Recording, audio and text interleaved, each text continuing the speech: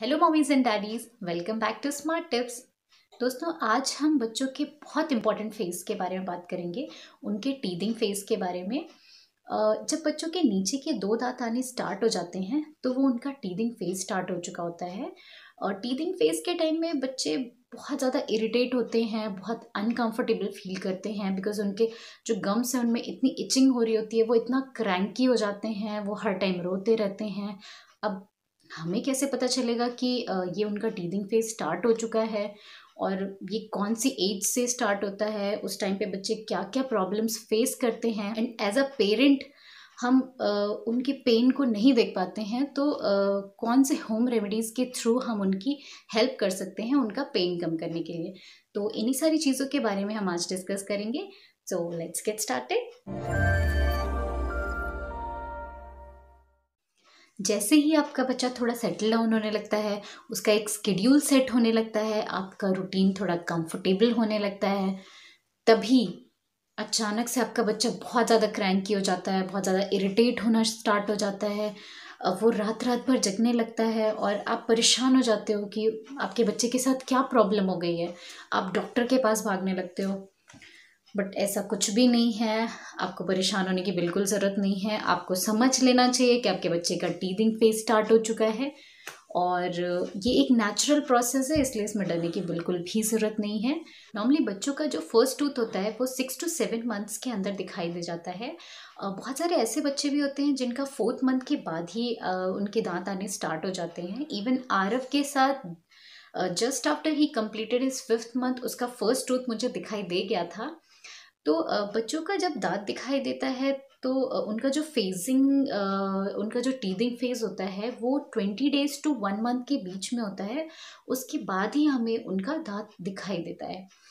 अब कैसे पता चलेगा कि बच्चों का टीदिंग फेज़ स्टार्ट हो चुका है? तो उस टाइम पे वो कुछ ऐसी एक्टिविटीज़ करने लगते हैं, अगर जिन एक्टिविटीज़ को अगर हम ध्यान दें तो हम आराम से फिगर आउट कर सकते हैं कि ये इनका टीदिंग फेज़ स्टार्ट हो चुका है।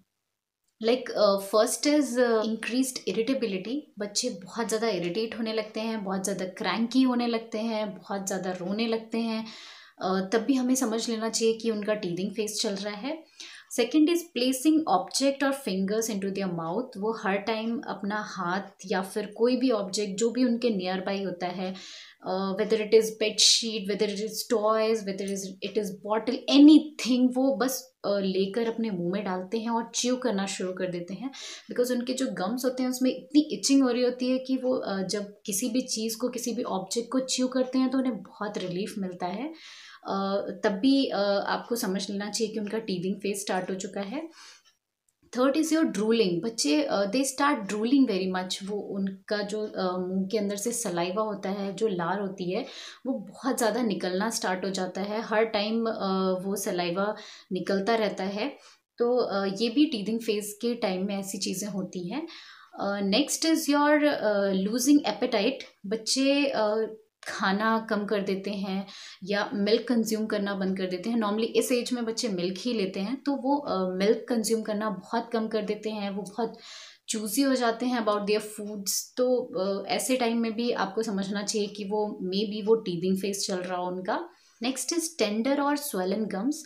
उन हो सकता है कि आप जब टच करोगे उनके गम्स को तो वो आपको हार्ड दिखेंगे या फिर उसमें स्वेलिंग दिखेगी, तो भी ये टीदिंग टाइम में बच्चों के गम्स स्वेल होने शुरू हो जाते हैं। एंड नेक्स्ट इज रेडनेस और रैशेस ऑन दियर चीक। आप अगर उनके चीक एरियाज पे देखोगे तो आपको थोड़े थोड़े रैशेस या फिर रेडनेस दिखाई देगी, तो ये भी टीदिंग टाइम में होता है। Then restless.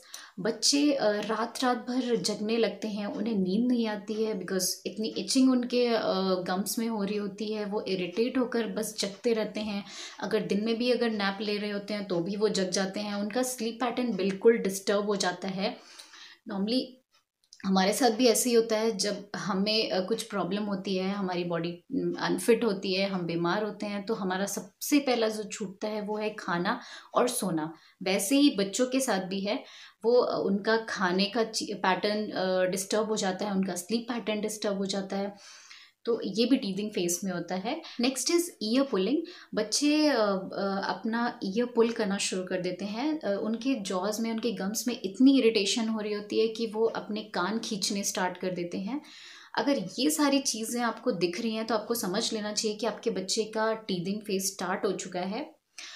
बहुत सारे लोग ऐसा कहते हैं कि जब बच्चों के दांत आने स्टार्ट हो जाते हैं तब उन्हें फीवर हो जाता है, उन्हें डायरिया हो जाता है, लूज मोशंस होने लगते हैं, वॉमिटिंग होने लगती है। बट ऐसा कुछ भी नहीं है। टीदिंग से इन सारी चीज़ों का कोई मतलब नहीं है। ये सारी चीज़ें अगर होती हैं बच्चे को तो it's just because of stomach infection.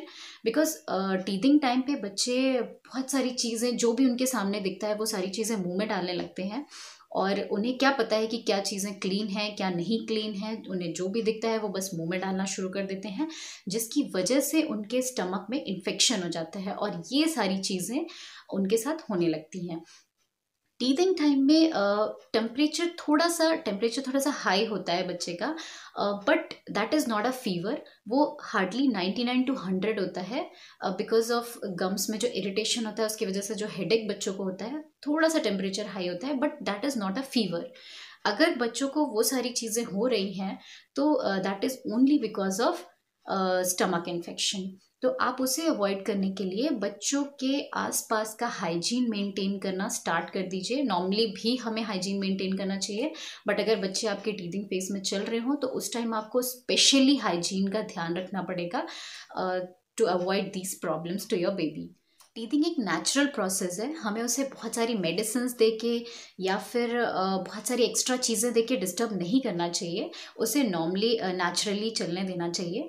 But as a parent हम उनके पेन को नहीं देख पाते हैं, उन्हें इरिटेट होता नहीं देख पाते हैं, तो कुछ होम रेमेडीज़ है जिसके थ्रू आप उनके पेन को थोड़ा सा रिलीव कर सकते हैं।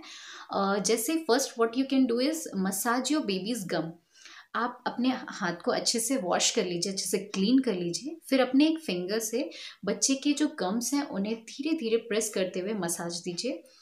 पहले के लोग कहते थे कि थोड़ा सा हनी आप लगाकर बच्चे के गम्स को मसाज दो, जिससे बच्चे के जो टीथ हैं वो बहुत ही ईजिली निकल आएंगे।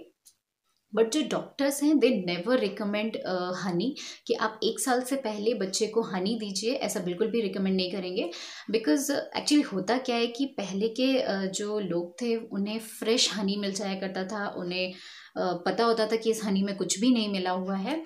तो बट आजकल हम क्या है कि हम जो हनी लेते हैं वो मार्केट से लेते हैं और उसमें बहुत सारे प्रिजर्वेटिव्स होते हैं, बहुत सारी चीज़ें मिक्स होती है जो हमें पता भी नहीं होती हैं। इसलिए डॉक्टर्स बिल्कुल भी हनी यूज़ करने के लिए रिकमेंड नहीं करते हैं। बट अगर आपको फ्रेश हनी मिलता है या फिर आपके सामने वो हनी आप देख रहे हो कि वो निकल रहा है, आप श्योर हो कि वो हनी सेफ है आपके बच्चे के लिए, then you can go for it. Second is teether.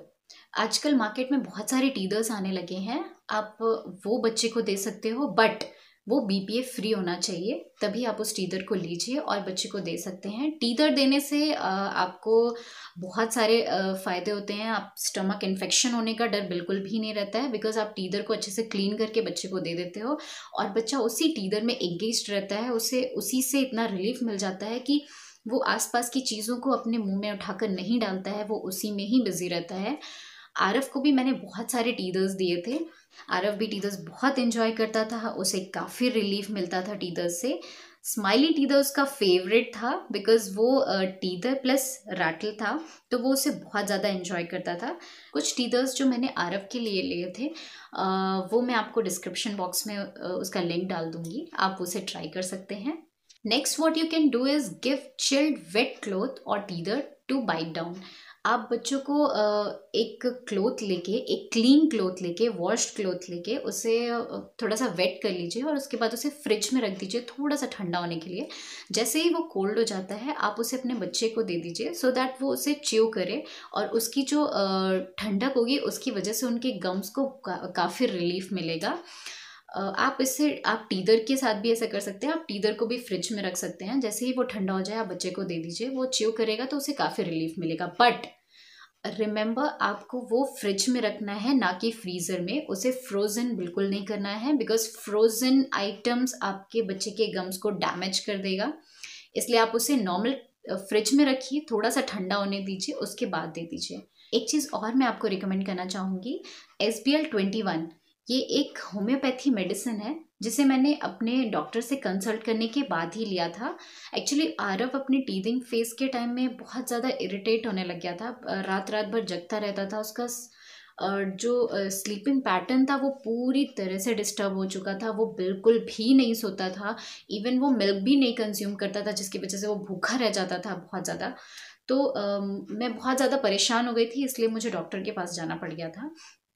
तब डॉक्टर ने मुझे ये मेडिसिन सजेस्ट की थी, जिसे मैंने यूज़ किया। इसके कोई भी साइड इफ़ेक्ट्स नहीं हैं और इसको यूज़ करने के बाद से आरव को काफ़ी रिलीफ हुआ था। वो रात में अपनी पूरी स्लीप लेने लग गया था।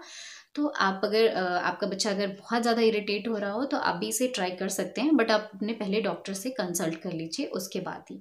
और इसी के साथ हम आ गए हैं अपने वीडियो के एंड में। तो बिफोर वाइंडिंग अप हम सारी चीज़ें एक बार जल्दी से समराइज कर लेते हैं, सो दैट आपसे कोई भी इंफॉर्मेशन स्किप ना हो जाए। What can be the teething symptoms? Increased irritability, placing object or finger into their mouth, restlessness, drooling, loss of appetite, redness or rashes on the cheek, ear pulling, tender or swollen on the gums. Home remedies which can help out your baby: maintain hygiene around your baby, massage your baby's gum, teethers, chilled wet cloth or teethers, SBL21 homeopathic medicine. This is totally optional, it's your call. So this is everything about baby's teething. आज के लिए इतना ही. We'll meet again very soon. Thank you for watching.